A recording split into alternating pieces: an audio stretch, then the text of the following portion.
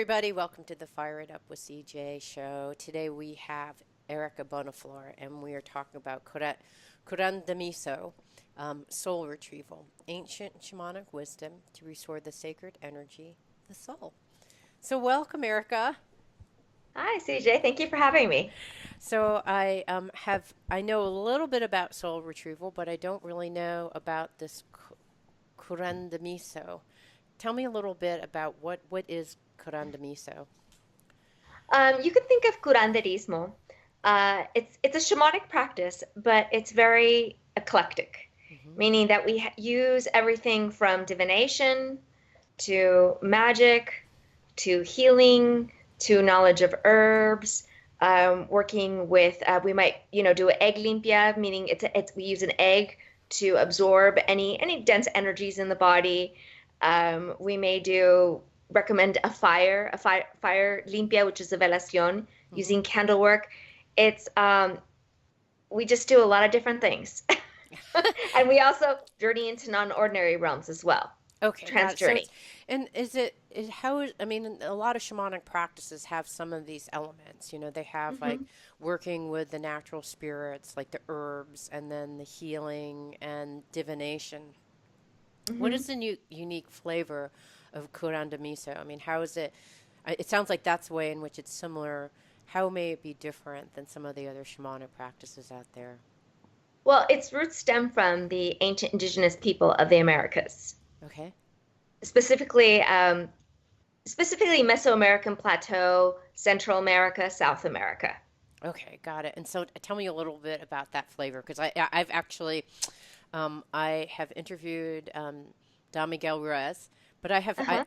who I think is of that same flavor. I hope I'm not insulting you. Is that of the same kind of No, flavor? no, yeah, yeah, Yeah. So yeah. tell me a little bit. Mesoamerican. Yeah, tell me a little bit since that's actually your area of study, right? This is how you got into this whole path. Mhm. Is that right? Tell me a little bit Yes. about what that path entails and how it may be different than like the indigenous people of um, Tibet or all those other places.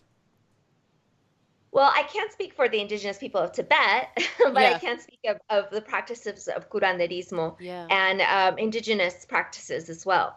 Um, there's been a lot of factors. Something to consider too is that there's been a lot of factors of because of colonialism, race, class, years of just stuff, very complex factors involved that have contributed to um, the developing factors of curanderismo.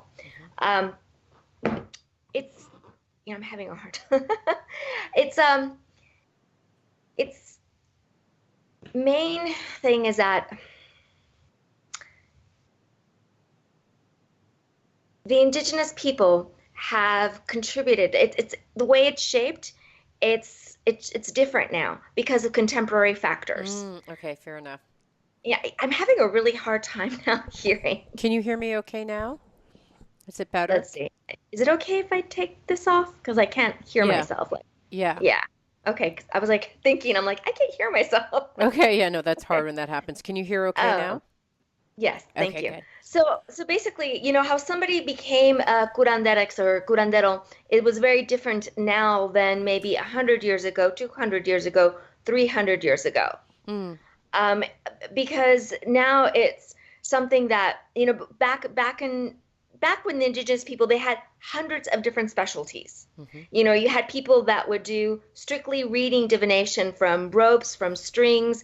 You had determining whether there was a soul loss, determining whether there needed to be a soul retrieval, and doing different kinds of cleanses, Mm, and maybe possibly there are also different midwives, parteras, that mm, would do bathing rites, 4-day bathing rites of babies and would tell, okay, this is the fate of the baby, this is the name, this mm, is where it's going to be. So there were just hundreds of different specialties, you mm. know, before the Spaniards came. Right. And then when the Spaniards came, um, it was something that we had to go into hiding. Oh, wow. Interesting. We were persecuted if we Mm, practiced mm, anything that looked what was our culture, that were our practices. I mean, especially, I mean, there were just really just terrible inquisitions. Mm. You know, there were some missionaries that were nice, they're a little bit more open-minded, Sahagun. They were some more humanism, but there were some that were just brutal. Right. So, and then you consider too that 90% of the population died within 100 years. Mm. Wow. Yeah, Wow. Wow. yeah. Syphilis. I mean, it was just it was insane. Mm. It was insane. They just wiped out. So if you think of all those factors, and then just a very different type of different type of warfare too. You know, because back to something that was very common is that when you took over a city state, you know, indigenous people, they took over a city state. They didn't necessarily force their deities upon you. They may invite you to come to partake in the rituals, in the rites, but a lot of the times, especially if you had really cool ones, they would take them on. They would bring on, you know, their deities into the one who was the colonizer, or the successful ruler, whatever you want to say, you know, the ones who won. Right. They would actually bring on a lot of their traditions from people that had lost. So when you had like a very different type of warfare of people coming in and just saying, no, what you're doing, it's the devil. And they're Right. like, the devil? Right. What are you talking about? You know, so Right. it was something that, because of that, that was like that just really changed the way we could practice. We Mm. continue to practice. That was never lost. You know, it was very interesting because there were that So just kept even though going. the you know the people came in and at that time it was the Spanish people came in, they try you know you guys had to go and hide. The indigenous people had to go in hiding, and in some ways all the multiplicity of your expression of this practice somehow got distorted depending on the lens of the person who adopted these ideas. You're saying it never got lost. What and It that's was yeah. How did it yeah, not get lost? That's curious to me. it didn't get, I wouldn't say it got distorted. We just Okay. found different ways of hiding it, Oh, or practicing, so to yeah, speak. yeah. You know, we had, for example, you know, we would honor our deities, and we would identify, for example, even in like for the peyote rituals, Mm-hmm. for example, they would honor the sacred plant, because that was something that was very, especially in Oaxaca. Mm-hmm. You know, that they would find the peyote on them, and they would be like, no, I don't know, that's not mine.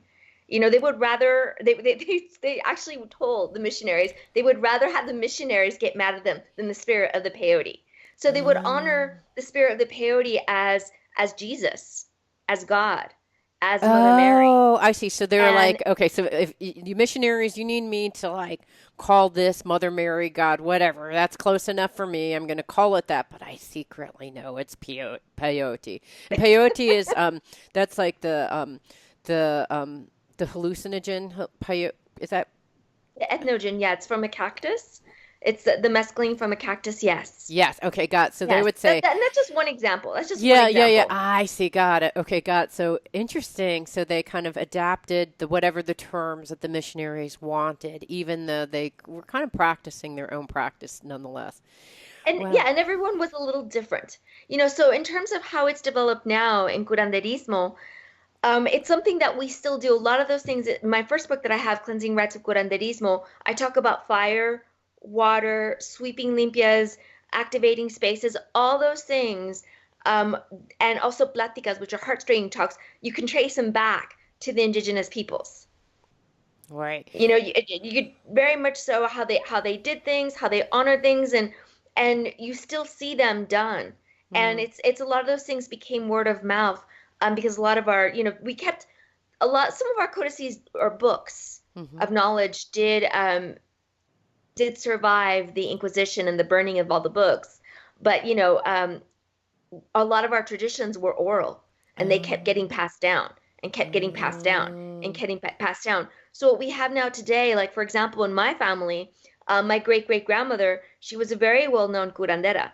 mm-hmm. You know, my great grandmother, you know, she was in Chihuahua, Mexico, very well known. And then my great grandmother also was a curandera, but she practiced in her own way. She actually practiced with cooking and healing.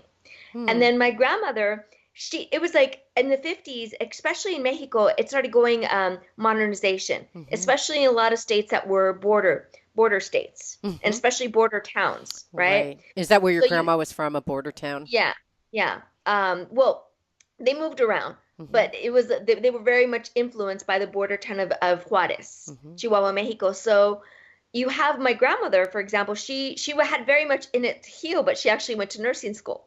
Oh, fascinating. She kind of knew, like, I can heal, but I'm going to go to Yeah. nursing school, which is this kind of Western way. Fascinating. Yeah. Yeah, so it shifted very much so. And then my grandmother, and my mom, well, my mom and my father, they were the first ones in both sides of my family to go to college. Mm. So it was like, I mean, it was like we talked about curanderismo, during holidays, but it was something that was like back in the days. Wait, and did your mother and father have any healing practices as well, or did it just stop the curanda? Did it stop with your grandma? It stopped with my grandma. It stopped Fascinating. with I mean, the story is never, and it's very subtle because, we have things like, for example, we very much work with plants. Like I grew Hmm. up watching plants. Like that was like, we had practices that we did. We had certain touches we use. Like it's funny. We have these practices of how to heal with camphor, with menthol, with the, any kind of like bronchitis, and working with Mm. herbs and teas, and making sure we had mint to help to heal the stomach.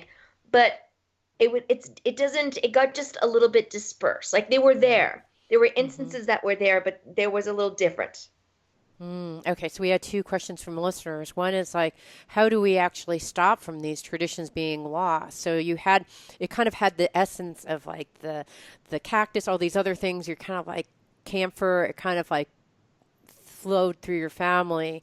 How did you, in your case, stop the tradition from being lost? And then another listener asked, Sally asked, is this still practice and how does one learn? So tell me a little bit about your own journey towards learning and keeping the tradition alive. I feel very much so that my great grandmother, her spirit came into me. Yeah, sweet. It was, Your great yeah, grandmother, not your great great my great grandmother. great grandmother, my great great Mm, grandmother. I should say my mm, great great grandmother. Her yeah. spirit, because she was a very, I want to say she was like this very gregarious woman. Mm-hmm. And I remember having dreams. I remember at 5 years old doing my first limpias. I Mm, remember like knowing how to work with bougainvilleas to clear sore throats, to make mm, teas from them, how to work with lemons to clear migraines. mm. Like different pains in the body. I knew all these things like growing up. Like I just knew it. I knew Right. how to do these You things. had like And an intuitive knowing, even though no one yeah. taught Oh you. yeah. Yeah. So Yeah. somehow, I ooh, saw I I just saw got certain chills. things. I saw Yeah. certain things in my family. I definitely saw them working with plants, but it wasn't as intense because I remember going deeper, even working with Yeah. deeper. And Yeah. then when I got to college, I got exposed. I had an opportunity to take an independent study course and create my own kind of course. Mm-hmm. So I chose to do curanderismo. Right, because you have your master's degree. So it says in Yeah. this book from the University of California at Riverside. So that's Yeah. basically, And it and Jim it had started asked actually well, one it of the started actually listeners. at UCLA. Oh, It at started actually, UCLA. So you yeah. started off at UCLA, and Yeah. in fact, Jim, one of our listeners, has said, "What books do you like?" So how did you? What books are out there for others to learn from? So how did you take this practice that kind of went undercover, but that was still passed orally, and like you kind of knew in your bones and heard through your grandmother? How? What were the actual books that you read, and how did you learn about the practices? So it was very interesting because when in my second year in law school, Mm-hmm. because I wanted to do work with social justice, and it was very much in UCLA. When I got to UCLA, it was there was a hunger strike to have the Chicanic Studies department, so it was very much this spirit of social justice and ensuring that. So I was like, I'm going to become an attorney, and very idealistic. My second year in law school, I went to the Yucatan. Mm, To actually, I was thinking I was going to go to Cancun with a girlfriend to just go there and relax. yeah. We missed our flight. I met this very interesting gentleman who actually introduced me to my first two set of mentors, because Mm, it's still practiced, especially in the Yucatan region. mm, The Maya people have fiercely, and in certain pockets too, like Oaxaca, but there's certain pockets in Mexico where we have, and in Guatemala too, fiercely maintain our culture, So you actually had to our go in those, language. yes, you went to Yeah, actually those places and you yeah. kind of live with the people where in fact they knew and they shared with you. And was it, would you, would you say that most of it was book knowledge or more of it was experience and being on, in the land with the people?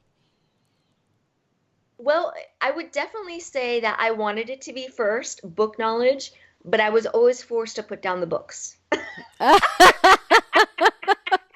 down. Listen. That totally makes sense to me. I get that over and Yeah. over again. Yeah, That's it was just something. like stop being here, just go, and that's how it was, listening to them, talking to them. Mm, But it was very interesting because when I was, at the time I was living two lives, and then in 2005 I was hiking, and this was a big shift for me. I was hiking, I fell off a cliff. I woke up being airlifted, and I was told I had a skull fracture, a brain hemorrhage, left AC dislocated, two vertebrae in my back fractured. I completely shattered my coccyx. Left leg, I fractured in three places. Right leg, knee down, all of my bones shattered and came out of my heel. And I wasn't a wheelchair. They told me I wasn't going to be able to walk again. I'd be in pain the rest of my life. wow. If I did walk, that was a big question. If I did walk, it was going to be with some kind of assistance because I had Wow. also lost half the bones in my right ankle too. Jeez. And I remember when they told me all these things, that is when I decided to really embrace my gift of healing. What's called in Spanish the don. Hmm. And it's something that I know we all have. But that was like a huge like shift for me. It was like I stopped questioning myself. Hmm. Because even though like, and it was one of those things, it's like I was out there, but I was still very much in doubt, Hmm. still questioning, still in doubt, still in doubt. It's like, oh, I don't know why I'm doing this. I just like doing this. I don't know why I'm here. I'm mentoring. I don't know. I'm an attorney, but I'm doing this. It was just it was one of those things that I just stopped questioning. I was Yeah. like, okay, I'm listening. I'm Mm. listening. You got my attention. Mm. And after that, I decided that I really wanted to go deep into this, and I went back to grad school. Mm. In the middle of this, I said, I don't know what I'm doing. I'm just because I was still practicing. I was Right. practicing with people. I was teaching classes. I was mentoring throughout the whole time. The Using whole these time. practices that you had learned from Yeah. visiting. Yeah. Wow. And even for myself. That's how, I mean, after Yeah. not walking for almost a year, I walked with a completely normal gait in less than 2 weeks. And was this what I just got chills. So was this from working with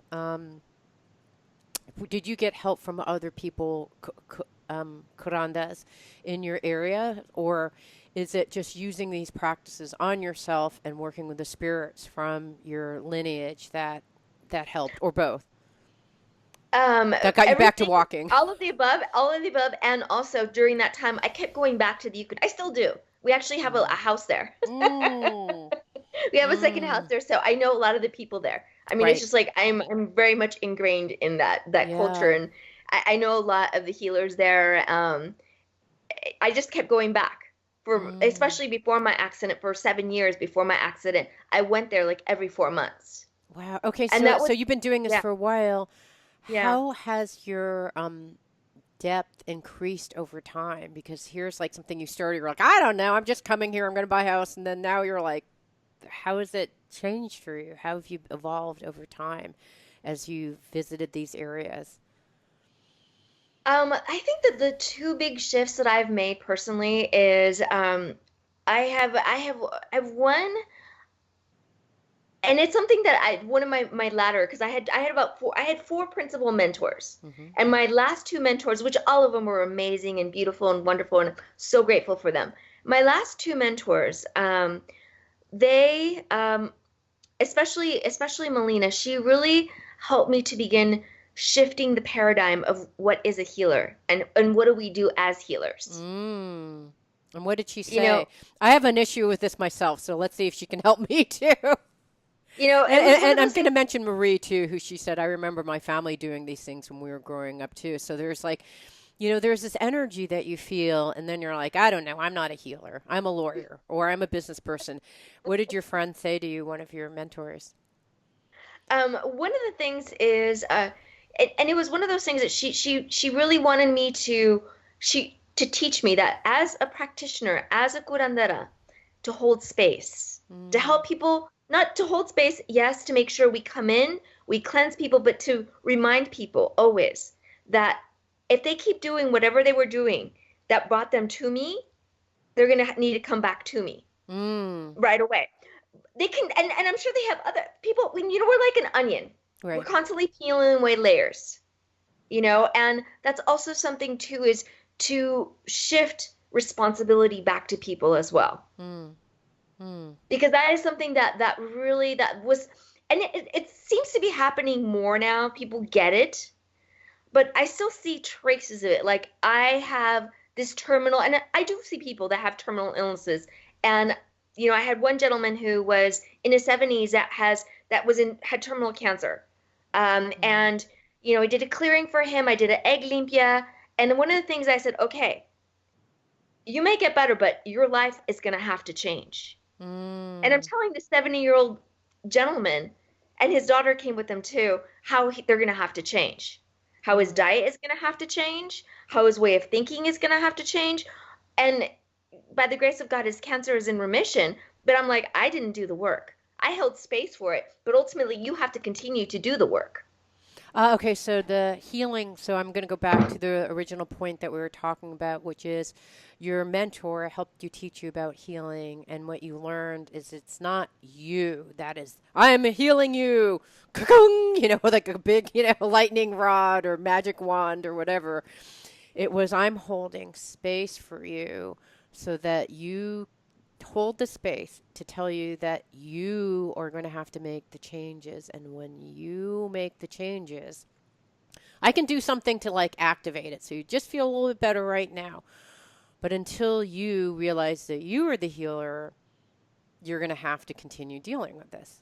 Did I understand? Is that what you were saying? Pretty much. Yeah, pretty much in essence. Yeah. Okay. Yeah. I mean, that's definitely, it's, even with the soul retrieval work, even the soul retrieval work that was a shift too. Because when I first learned the soul retrieval practice, because I had learned it back, I learned one modality. It was a soul retrieval. It was back in, like, I want to say 2002. Okay, wait, before we jump in, which is the title of your book, so we're Curanderismo, soul retrieval. Yes. Tell me about, because for people out there who, like, what is a soul retrieval? That's a new term for them. So before, I want to hear more about what you're saying, but let's actually introduce people to the concept. What is soul retrieval, and what does it mean from your particular Mesoamerican background? And is it, because I know soul retrieval from other shamanic practices. I don't know how it's similar or dissimilar. Right. So the soul, it's understood, and this is something, again, all these concepts trace back to the indigenous peoples, right? It's that the soul is sacred essence energy, it's animating energy, right? And there's different parts of the soul, but the one that we're going to talk about, it's the one that can leave. And the soul, it's basically when we have traumas, various kinds of traumas, it doesn't have to be something difficult. It could be something that maybe somebody told us, like, you're kind of fat, as a child, or like they call us like names or something that like sticks to us, and we go into hiding, like a part of us leaves, or we have a car accident or something more traumatic, or we work in a job that we hate. All those things, it could be something specific or it could be something continuing. What happens is that our sacred essence energy starts to leave. A part of us starts to leave, and it's believed that it goes into one of the non-ordinary realms, because there's actual medicine. There's soul medicine in these spaces. For example, in the underworld, it like provides hiding, shelter, for maybe something that was really horrible that someone doesn't want to remember something. Their peace is there. Or a middle world where it's like another time, another space, where maybe we move from a house that we really loved and our soul piece is back at that house playing, or maybe we're in the upper world where we're keeping everybody in a pedestal and we don't want to see what's around us. So in this upper world, like our mother, our father, maybe they did something that we didn't, they cheated on, each other or something. And in this upper world, that never happened. Okay, so the soul goes like, I'm going to go back to that house because that's where I kind of wanted to be, even though my parents dragged me to someplace else. Or I'm in denial. I don't really understand why my parents did this, so I'm going to go into the upper realm where everything is peaceful and loving, or I'm going into the lower world where it's like I cannot deal with this, so I'm just going to go into hiding and denial that this thing. There's all three forms of denial, but your soul is like, don't like any of these scenarios, or I can either hide and pretend this doesn't exist. I can hide in a different way and like go into some like heavenly path, or I can just not even move forward. But your soul is going in the lower, middle, or upper. In shamanism, they talk about lower, middle, and upper realms. And just to clarify, lower is not hell. It's just like a different realm of reality, as different than middle reality than upper reality. So the soul goes into one of these three places for whatever, because it's traumatized. Is that right? Like, what is the soul saying? Like, I'm out of here. Like, whatever this is, I'm out of here. Or what is the soul saying? I mean, it's complex. You know, there's yeah, I'm giving like a general overview, but Yeah. you know, we experience life in a very complex way. But it could be something also that as a child we needed to hear, or as a young adult we needed to hear some kind of validation that we're like, why am I not being told this, or why am I not being told I'm intelligent, or I can do X, Y, or Z, or you know, certain things that it's just traumatic. So It's the soul difficult. leaves. It goes like, Yeah. it's some challenging thing, depends on the person, what that challenge may be. But it's like, I'm out of here. And it Yeah. goes to one of these three realms. It's no longer in your body, or where does it go? Does it go from your physical body out into these different realms? What's happening? Hmm. Okay. Yeah, I mean, yeah, and it's all, I mean, it's like literally next to us because it's a quantum, right? The underworld can be like right next to us. The upper world can be right next to us. It's not, you know, it's quantum. Yeah, it's still connected to our soul, but Right. it's not like in the CJ walking around on the street getting lunch. Like it's not Yeah. there Yeah. anymore. It's like someplace else. And And so what happens? Like, so our soul is like off in these other planes of reality, versus our physical reality, eating lunch, going to work, driving to work. What happens as a result of our soul being fragmented, or I don't know what is the right yeah, term. fragmented. Okay, Yeah, fragmented definitely. into these different Definitely. places. What happens to us in our lived experience? As I'm eating lunch and going to work, what happens if parts of me are in these different realms? The universe wants us, all that is wants us to get this energy back. The Uh, energy wants to be acknowledged. So, uh, and it will happen in many different ways. Sometimes people will be in periods of depression. mm-hmm. Like they know something is missing, but they don't know what. Mm, And it's like that piece is like, hey, deal with me, work with me. There's something there, or there may be repeating patterns of mm. different power dynamics in relationships, employer, mother, father, you know, siblings, just different patterns that repeat as friendships, or just things that will happen that the universe is like, hey, you need to deal with this. Mm. Okay, got it. So there's something that you're like something is missing because, Mhm. and you're saying that those parts want to be. Oh yeah. What do those parts want from us? So like I have a part that's like whatever, parents divorce, or like I didn't want to ever move, or I can't remember your first scenario was, where it went down into the lower world, but whatever that was, what does it want from me? Like what do these That's parts what our want? job is to find out. Oh, okay, got it. Okay, That's what it's important to find out because, and it's not just one thing usually. Because yeah. you know, if it was just one thing, usually it'll come back a lot. It'll find a way to come back. Mm-hmm. You know, naturally, it just will. But usually there's a lot of things that are intertwined with that. You know, Mm. that it needs to hear something from us. It needs to make Ah. sure feel safe. It needs to make sure that we're creating a safe, I mean, at the general essence, to make sure we're creating a safe and loving space for those pieces to come home. Or some kind of healed aspect of ourselves where we understand something, we have a new belief system, we're willing to commit to these parts. So I'm trying to make this real. So can you give me an example of? I'm trying to figure. I know I've had these parts myself. I just can't easily recollect. But since this is your territory, can you give me an example of what that would look like when, like a conversation, like an example of someone who did this and the conversation they had with their soul? So, um, one example that I talk about in the book, and this will address different layers too, was this lady who came in, and she was coming in initially because she was having a very difficult time. She had just gotten recently divorced. Her husband had left her for another woman. Mhm. She was a mom. She had been a mom, throughout the entire marriage. Over 20 years of being married, she had been a mom, and she decided she wanted to go to nursing school. Mhm. And she went through a very difficult divorce too. And she was having a very difficult time in nursing school, having problems passing her tests.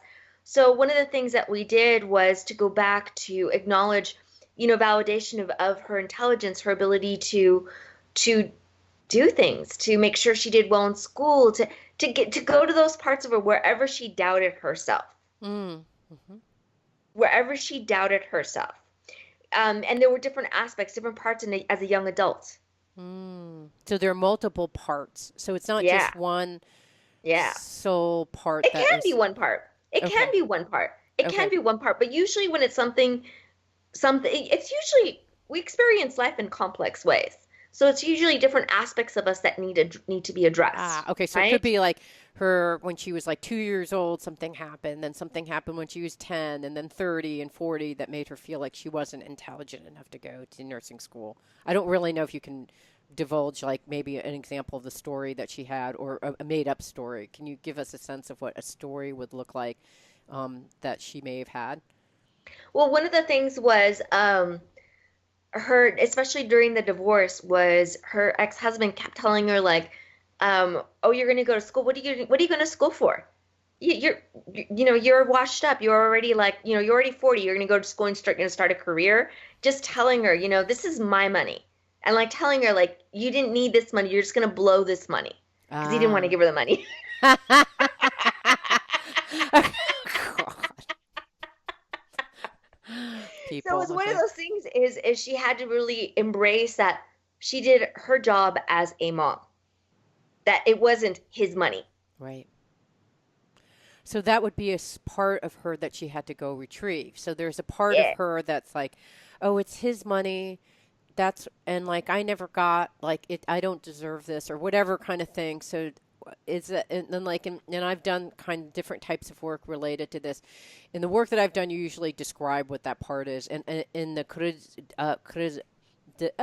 And Curanderismo, do you actually name the part or tell me a little bit about the process? So let's actually use the example of this gal that you worked with who at age 40 wanted to go back to nursing school and had to like go talk to that part that was like, I don't deserve this because I didn't earn the money, whatever. I don't know what. So what was how did you go through and retrieve that part? well, one of the things that I had her do is I and it's different. It's a little different every time, because sometimes I work with, if there's specific memories, I will work with the energy centers, our chakras, Mm-hmm. because that was something that the indigenous people still do, and they Mm. do, and yeah, they don't call them chakras, but Yeah. they know about the energy centers, right? Um, and if there's a specific memory that's stored there, I will work with that specific chakra. If for this example, what I did is I had her shine out a light from her sacred heart and call Mm. that piece out when she Mm. was going through a very difficult time in the divorce, Mm. questioning if she was being greedy. Is she, just telling her it's like, no, you worked as a mom. This is something you did. And having her reinforce Mm. what she brought to the table. So I Mm. had her connect with that part of her, and continuously doing that, seeing how she raised, what she brought to the table, how she organized things, how she cooked, how she cleaned, how she organized everything for the family, and validating, well, going beyond validation, but really seeing how she contributed to the Ah, family. right. So you're building up her confidence and assuredness that her life had meaning, what she did have meaning, and even though there's no dollar cents next to it, that it was of value. So that Yeah. was the part that you were building up. And as a result of building up that part, was there a part of her that came back? Like Oh, yeah. what was the part, like how would you describe the part of her, the soul part that was like, I don't even know, floating in the upper middle or lower realm? How did it return? Well, it was because that was the one thing is that in our first session, I had her make that connection, Mm. strengthen that connection, right? So I had her homework, so to speak, was to continue just reaffirming and to look at how she contributed to the family, to look at her children, to see all the time that she had spent with them, to acknowledge herself. Mm. And when she did that, and to release whatever she needed to release, because there's different medicine and spaces that I had her go to, right? Mm. During that time, her homework, so to speak. And when she was finally ready, she had finally like said, yes, I definitely played my part in the family. Mm. Yay. Okay. When And she then, finally said that, when she finally did, then that connection, and we asked that piece, are you ready to come back? So, in that part, it was very connected to her heart chakra. So I blew into her heart chakra and her crown chakra, and then I sealed it with the bowl. And that was something, and it was right around that time, it was like so much shifting with her school. Her memory, everything, her confidence, everything. She started doing well in school. And that was like a process too. mm. So there's different parts of it, but that was like a big, big part of it was her feeling of value, because that she felt like she got really diminished Mm. in that process. So that's Right. one example. Yeah. Right. Yeah. So it's basic. Sorry. So it's basically. Sorry, I don't know what is happening with my phone. It's going berserk. Okay. So, it's basically. I'm having a lot of technical issues today. Why? I don't know. What are you trying to tell me, universe? Okay. I know But initially I couldn't hear myself, or I was like, I what is know. that? So there's it's me because I don't know because Rebel, my engineer, had that. You're having that. I'm getting phone calls, whatever. Couldn't connect to the internet. But I think what you're saying is that she could feel that something was missing, right? There, that's the initial step, feeling something is missing. You talked to her, you figured out what was like kind of the missing way or mindset, and then she built that mindset. You were kind of converse. In some ways, this part is like listening, conversing, feeling like, okay, if you're confident, then I'll come back. But whatever, if she's going to hold herself in this way, I'm hanging out in the upper world or whatever, right? So then all of a sudden she's like building this, in some ways, building a dialogue with this part that's missing. And then when she was ready, one of the, for people who aren't familiar with shamanism, one of the things that you do is you blow, you blow in that part you said to the crown of her head, and then it went The down heart. Yeah. Yeah. Yeah. the heart, Yeah. excuse me. Yeah. You blew Yeah. it into Yeah. the heart, and then it kind of, and when that happened, and then you sealed it, so it was part of Yeah. her, it was now contained in her body versus floating, and I'll just say upper realm, I don't know where it was, but floating in some other realm. And the sealing process is the blowing in the heart and the sealing process. What sealing it in? What is that process doing? So, because I blew it in, depending on what was connected to that. One of those was limitations. So it was Yes. very much the crown chakra and the heart chakra. Mm-hmm. Loving herself, feeling worthy, and that's where it needed that energy was really stifled. Right. And then I do sound. I work with sound too. So I work with bowls. Sometimes I do drums, but when I'm doing solo work, I like to work with bowls. Mm-hmm. And I do the Tibetan bowl, and I just circle around her and just strengthen that energy and help it like merge within her energy, her sacred essence energy. And Mm. then I walk her through, and we do a meditation. It's a guided meditation where I have her go into these sacred fires and honor herself. It's a celebration. It's a Mm, ceremony. beautiful. Yeah, Yeah, so yeah, she's like it's a ritual. In some ways, yeah. you seal the practice with kind of a ritual. So she's like, all right, like I just graduated from me before to me now, and it's like I rock. Like she's in this kind of new place. And typically, when you do, I don't know. I'm just making stuff up. That's what it sounds like, but. Is that what's happening? Like, what do you think the ritual and all those things help, and the sound and the what do you think it helps do for the person? How does it seal it in? Well, the frequency, it's a frequency. The bowl that I used for her specifically was actually for the heart chakra. Mm, So that frequency, because it's new energy coming into our being, into our body, and it's blending those energies and welcoming them home and merging them in and accepting them and just creating this very beautiful, graceful place. mm-hmm. Hmm. Right. So that's basically the sealing. Mm-hmm. And when you, in that, and one of the things I've done these kind of practices in all different types of forms. And one of the hardest things is the integration.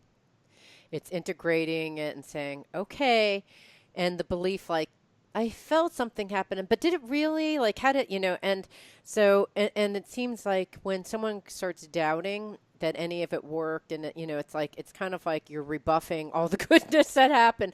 I mean, so when people go through these practices, is there, how do they know that it's worked?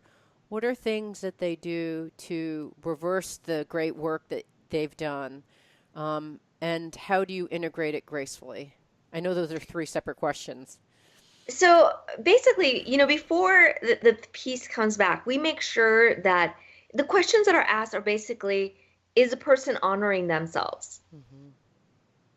And, it's I never see it as like going back. I just see it as like, okay, they dealt with one part, but they weren't quite ready to deal with the other layer.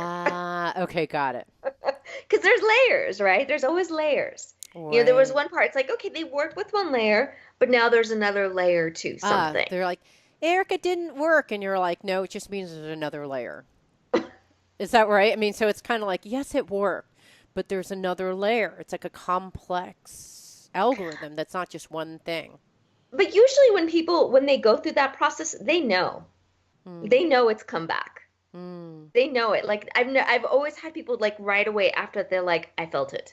And they Mm. describe what they felt. They see what they see it. And they've gotten to a point where they're really ready to integrate that piece. They're like a desert that just. Yeah. Yeah, Ah. it's there's no question. It's like, yeah, no, this is something I'm doing. I'm committed to myself. It's not just talk. Yes. They've been Okay. doing their work. Okay. And then Bunny had asked, how do you know if you're honoring their self? Like, so how do you know? Because you're saying, like, you had said, like, that part goes, yes, you're honoring yourself. I'm coming back now. What does that mean? And how do you know if you are honoring yourself? If you have to question whether you're honoring yourself, you're not. Okay, I'm gonna spit That's simple. water all over the place. It's that simple. My teacher said to me once, he's like, if you think to yourself, am what I doing is what I'm doing wrong? It probably is. Just stop.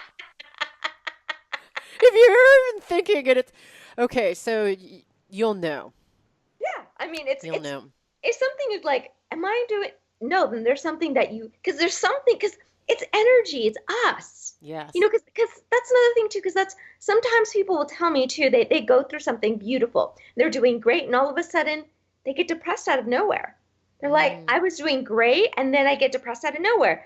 And it's like, then there's another part of you that's like, hey, can we work with me now? I see. Yes. Yes. You know, Okay. we're multidimensional beings. We've experienced different kinds of traumas, not just in this lifetime, but many lifetimes. It's like, and it's those pieces are ready because they know that we are stronger. We know we are honoring ourselves, and it gets easier. It gets easier and easier and easier because that we know what to do. We know the steps to take. We know, how can I honor you? And we go to, as I outline in my book, the different cardinal spaces.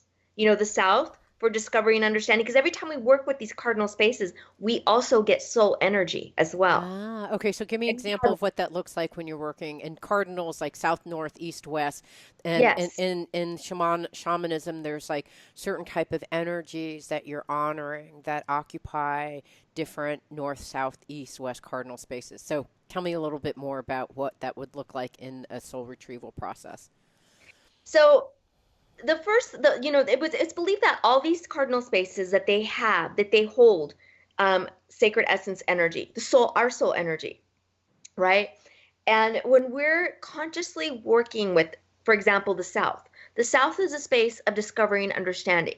So in my book, I outline different exercises, different breathwork practices, because the breathwork is very important for us, especially when we're doing soul retrieval, because it's believed that the soul is also ethereal. It's in the air. You know, that Mm. when we're cleansing ourselves and we're working with our energy centers, we actually stimulate different Mm. energy memories, right? Mm. So we're working with the South, for example, we start our day and we say, we welcome the South, we welcome the guidance of the South to help us to discover and understand how to love ourselves, Mm. how to honor ourselves, you Mhm. know, and because we're working with these energy centers, by example, by doing acupressure points along our chakras, it goes into our auric fields, and everything around us is energy. So we're walking around with questions in our auric fields, and everything around us is like, here, let me help you answer those questions. Mm. So I the see. soul retrieval process, it starts when we work with these cardinal spaces, it starts blurring the lines of what is sacred and what is mundane, Mm. right? Because a soul retrieval process can actually happen even outside of a journey, Hmm. Wow. you know, even outside of a journey, because when we're walking around, it will just happen. You know, we're honoring ourselves and we set that space and we start recognizing that everything around us is sacred, and Mm. we ask the spirits of the South to guide us and to help navigate the return of those soul pieces. You know, Ah. I've had people call me, get a text message. It's like, I just got a soul piece. I just felt it. Like I just get like this amazing energy, you know? Ah. And that's how it just we start opening up to that. And the West is a space where the sun sets. It's a space where we go through a process of releasing Mm. our habits, releasing limited thinking, releasing our shadow aspects, anything limiting that Mm. piece from coming, because there's obviously something that's limiting that piece from coming back, Right. So something you'd be that we're like doing. South energies, please help me understand. West energies, please help me release. What is Yeah, some dark pieces I don't understand? Okay. yeah. And how about the North and the East? The north is the space where we go for ancestral medicine, wisdom, and guidance, to start feeling rooted, to Mm. start working more with our intuition, our divine guidance system, to start trusting, to Mm. start being more it's basically allowing ourselves to be more mindful, you know, Mm. at its core, at Mm-hmm. its core, and also being open to that there's more than what we see in front of us, our physical eyes, Right. So there's and this being inner open to knowing. So that North, medicine. please give me the inner knowing that I know something is happening. And how about the East? The east is the space of new beginnings. Ah, okay. That's where we go and we say how we're going to commit to ourselves and move forward in this new beginning. Mm. And then the center is a space where that's the sacred heart. That's the Mm. portal. Mm. That's the assemblage point. That's a space we go into to work with all these different realms. Mm. Mm-hmm. Got so those are the Where cardinal spaces. Is there other? Do you do above and below as well, or is that the center? that's the non-ordinary realms. Ah, okay, got it. You know, because Okay. it's in the understanding in indigenous traditions, a lot of those ideas were conflated. You know, Mm. like the South also had an upper world, middle world, and the underworld. So to the West, so to the North, you can journey into all those spaces because when, for example, you're working with the South, you may find yourself, or not you personally, but we might find ourselves in the South, in the underworld, in the Mm-hmm. upper world, Mm-hmm. in the middle world, because then we may experience trauma in different fragmented ways. Ah, interesting. Wow, So we're working interesting. with these medicines and we're journeying into the non-ordinary realms of above, below, and so within. Okay, got it. So basically, if you're finding, let me see if I can summarize everything. If you're finding like this sounds familiar to me, perhaps it's a soul retrieval issue. If like some kind of you have a recurring issue, something's missing, you guess like if there's a part of you that's listening to this and says, "Yeah, this kind of sounds familiar to me." It may be that you have a part of your soul that is in one of these worlds that you need to build a relationship with, have it come back and get the support from the directional pieces. And is this something that someone can do with just your book? Like, can they go through these processes in your book? And can they do it alone? Like, how does one learn how to do these kinds of things? We have like 4 more minutes, but I'm sure now everyone's like, I want to do this. Now, what do I do? Definitely. Yeah. Definitely. You go, you, I made this as a manual because I Right. wanted people to give them tools of how to be their own healer as well. But they You don't know, have the tradition, they don't have the background. Does it matter? Well, I lay out what were the traditions in every Okay. relevant part. Okay. So I lay out like what were the ancient traditions, what did they think, what were the understandings, and then how we integrate those traditions into our contemporary life.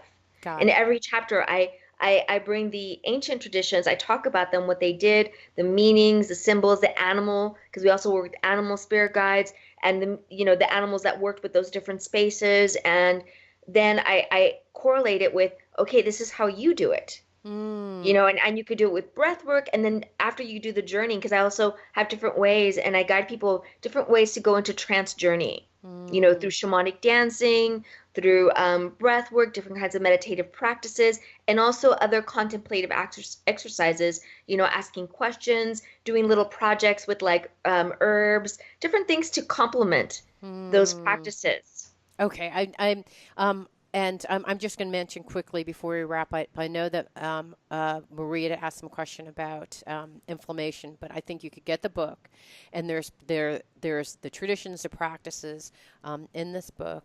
Curanderismo. Curanderismo. We've had Erika Bonaflor here, and thank you so much. It means so much to me that you're listening to the show. Would love your support in any way by giving me comments below, or to subscribe to the show, or share the show with friends. Thank you again for your support. Love and blessings.